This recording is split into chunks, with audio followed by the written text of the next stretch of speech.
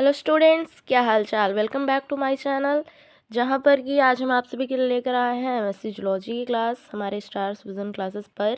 MSc zoology first semester के first paper की class आज हम आप सभी के लिए लेकर आए हैं। पिछले वीडियो में हमने क्या डिस्कस किया था, कोरल्स के बारे में डिस्कस किया था, कोरल्स के टाइप्स के बारे में डिस्कस किया था। आज की इस वीडियो में हम डिस्कस करने वाले हैं ओरिजिन ऑफ मेटाजोआ, यानी कि मेटाजोअन ओरिजिन कैसे हुआ था, इसमें इसके लिए क्या क्या हाइपोथेसिस दिए हुए हैं, ये सब आज की इस वीडियो में हम जानने वाले हैं।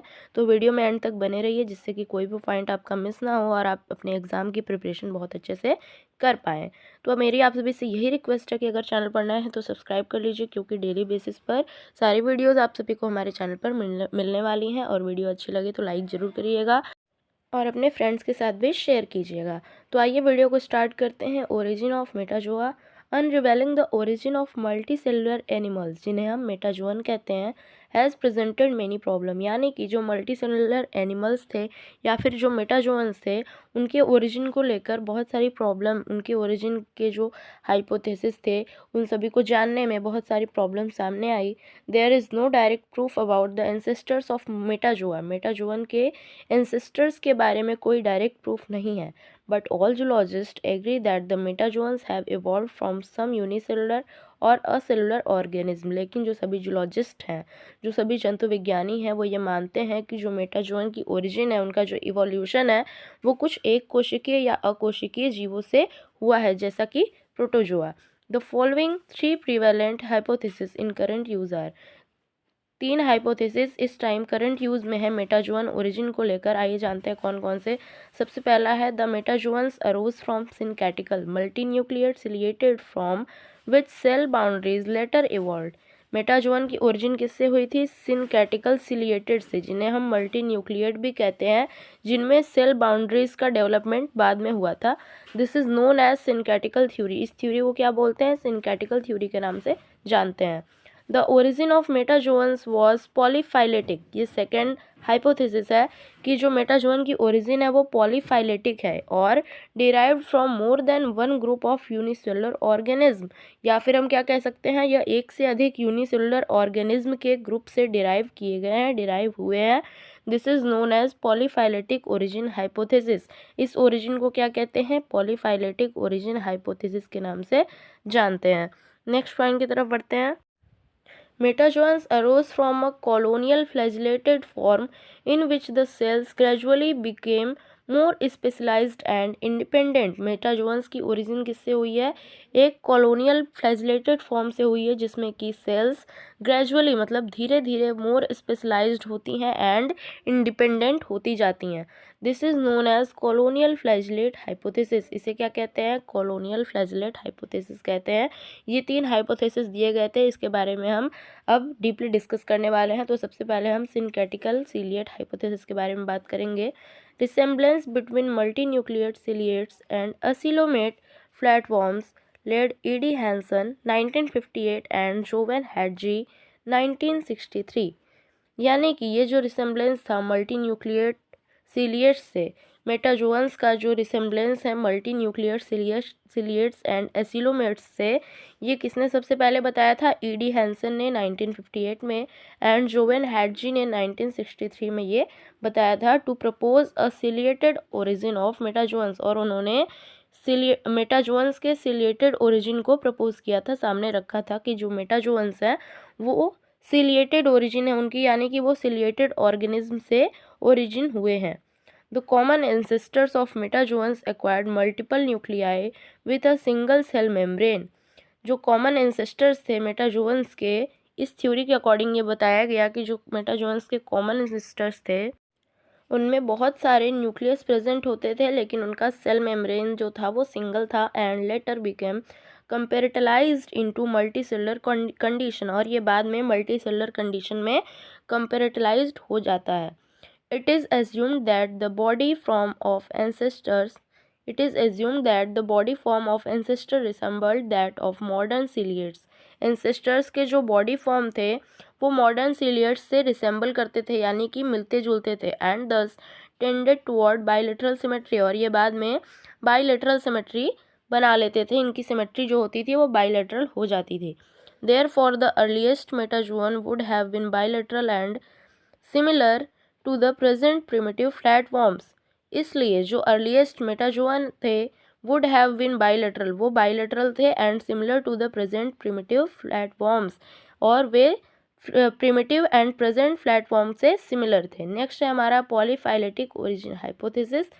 This hypothesis was proposed by Greenberg in 1959 and Preston in 1967। ये हाइपोथेसिस दो जूलॉजिस्ट के द्वारा प्रपोज किया गया। फर्स्ट थे ग्रीनबर्ग जिन्होंने 1959 में ये हाइपोथेसिस दिया एंड प्रिस्टन ने 1967 में। दे held that Probably all metazoa have not originated from any single ancestors। उन्होंने बताया कि शायद जो सभी मेटाजोआ हैं वो एक ही एंसेस्टर से ओरिजिनेट नहीं हुए हैं। So some zoologists prefer the idea that the metazoans has a polyphyletic origin। तो कुछ जूलॉजिस्ट ने ये आइडिया दिया कि मेटाजोअन्स जो थे वो पॉलीफाइलेटिक ओरिजिन रखते हैं, यानी कि एक से अधिक एंसेस्टर्स से वो डिराइव हुए हैं, इवॉल्व हुए हैं। इसके बाद हम नेक्स्ट थ्योरी की ओर बढ़ेंगे। नेक्स्ट थ्योरी क्या है हमारी वो जानेंगे हम। नेक्स्ट थ्योरी हमारी कॉलोनियल फ्लैजिलेट थ्योरी। इसमें सबसे पहले हैकल्स गैस्ट्रिया थ्योरी के बारे में हम जानेंगे। कॉलोनियल फ्लैजिलेट थ्योरी में सबसे पहले हम हैकल्स गैस्ट्रिया थ्योरी के बारे में जानेंगे। इसके बाद हम नेक्स्ट थ्योरी के बारे में डिस्कस करेंगे। The colonial theory is based upon ideas first expressed by Ernst Haeckel 1874। ये जो कॉलोनियल थ्योरी थी ये सबसे पहले किसके द्वारा एक्सप्रेस की गई? अर्नेस्ट हैकल के द्वारा 1874 में। Who suggested that a colonial flagellated protist gave rise to a prionoid metazoan ancestor. जिन्होंने ये बताया कि एक कॉलोनियल फ्लैजिलेटेड प्रोटिस्टा या फिर प्रोटिस्ट ने ही राइज किया है या फिर उससे ही इवोल्यूशन हुआ है मेटाजोअन एंसेस्टर का। The ancestral protist in this theory was a hollow sphere. इस थ्योरी के अकॉर्डिंग जो एंसेस्ट्रल प्रोटिस्ट बताया गया या फिर जो प्रोटिस्टा था जिससे इवोल्यूशन हुआ था मेटाजोअन्स का, वो कैसा था? एक होलोस्फीयर था of flagellated sales. Flagellated sales का एक होलोस्फीयर था, यानी कि खोखला स्फीयर या फिर खोखला गोला मान सकते हैं, जिनमें कि फ्लैजिलेटेड सेल्स प्रेजेंट थी। That developed some degree of anterior posterior locomotor orientation, जो कि लोकोमोटर ओरिएंटेशन के लिए डेवलप हुए। मतलब जो फ्लैजिला थे वो लोकोमोटर ओरिएंटेशन के लिए डेवलप हुए थे या फिर इनका वर्क क्या था? लोकोमोशन का। And also evolve some level of specialization of cells into separate somatic and reproductive function. और इनमें कुछ ऐसे सेल्स भी स्पेशलाइज्ड थे या फिर इवॉल्व्ड थे जो कि somatic and reproductive function done करते थे या फिर सोमैटिक एंड रिप्रोडक्टिव फंक्शन के लिए उनका इवोल्यूशन या डेवलपमेंट हुआ था। नेक्स्ट पॉइंट है हमारा बुश्टली प्लैकुला हाइपोथेसिस, यानी कि बुश्टली का प्लैकुला हाइपोथेसिस क्या है कॉलोनियल थ्योरी के लिए? Colonial theory of metazoan origin was advanced by Otto Butschli in 1883। Metazoan origin की कॉलोनियल थ्योरी जो थी उसे एडवांस किया गया, यानी कि उसके बारे में और बताया गया ओटो बुश्टली द्वारा 1883 में। He suggested that the primitive metazoan was a bilaterally symmetrical flattened creature of 2 layers of cells. उन्होंने बताया कि जो प्रिमिटिव मेटाजोअन्स थे ये बाइलेटरली सिमेट्रिकल थे और फ्लैटर्न्ड क्रिएचर थे, यानी कि ये फ्लैट थे एंड बाइलेटरली सिमेट्रिकल थे और इनकी बॉडी में 2 लेयर्स पाई जाती थी। He called this hypothetical animal a placula. इन्होंने इस हाइपोथेटिकल एनिमल को एक नाम दिया। क्या नाम दिया इन्होंने? प्लैकुला। According to Bushley, the placula crawled about ingesting food through its ventral cell layer। इन्होंने क्या बताया कि जो प्लैकुला था वो क्रॉल करता है, रेंगता है about ingesting food through its ventral cell layer. Food ingest करने के लिए अपने वेंट्रल सेल के द्वारा। Eventually this animal become somewhat hollow. समय के साथ साथ क्या होता है, ये जो एनिमल होता है वो कुछ हॉलो हो जाता है, कुछ खोखला हो जाता है by the separation of its dorsal and ventral cell layer. कैसे हो जाता है हॉलो? इसका डॉर्सल एंड वेंट्रल जो सेल लेयर होती है वो सेपरेट हो जाती है और इसके बीच में हॉलो स्पेस बन जाता है। This development allowed invagination of nutritive cells. ये डेवलपमेंट से क्या होता है? न्यूट्रिटिव सेल्स का ये जो डेवलपमेंट होता है ये इन्वेजिनेशन करता है किसका? न्यूट्रिटिव सेल्स का। This formation of a gut chamber increased the digestive surface. अब ये जो हॉलो इसमें स्पेस बन जाता है इसकी बॉडी में, इसे क्या कहते हैं, गट चैम्बर कहते हैं।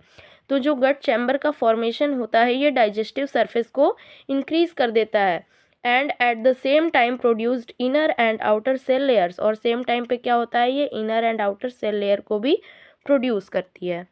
सो स्टूडेंट्स, हमारी आज की वीडियो में बस इतना ही। मिलते हैं नेक्स्ट वीडियो में जिसमें हम डिस्कस करेंगे अपने नेक्स्ट टॉपिक के बारे में। तो आप सभी चैनल पर नए हैं तो सब्सक्राइब जरूर कर लीजिए, वीडियो को लाइक और शेयर करना नहीं भूलना है। और आप सभी को नोट से रिलेटेड कोई भी हेल्प चाहिए तो आप सभी कमेंट करके बता सकते हैं। थैंक्स।